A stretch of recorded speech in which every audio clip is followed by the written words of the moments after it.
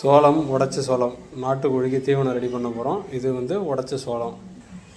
அதுக்கு மேலே கொட்டியிருக்கிறது கோதுமை, அரைச்ச கோதுமை. அதுக்கு மேலே சத்து மாவு. அடுத்ததாக சேர்க்க போகிறது பச்சரிசி தவிடு.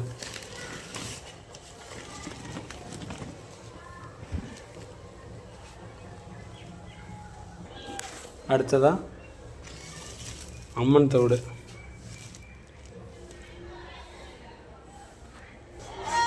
இப்போ எல்லாம் போட்டாச்சு. அடுத்தது இதில் இன்னும் சேர்க்க போகிறது அரிசி நொய். அடுத்தது அரிசி நொய்யும் சேர்த்தாச்சு. நல்லா கலக்கி வச்சாச்சு. இப்போ இன்னும் இதில் சேர்க்க வேண்டியது நம்ம தாது உப்புன்னு சொல்லிட்டு சேர்க்கலாம், கருவாடை சேர்க்கலாம்.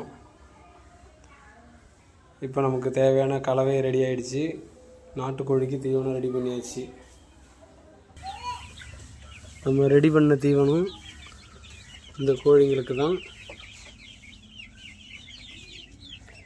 எல்லாம் கூண்டு கீழே போய் அடைஞ்சிருக்காங்க.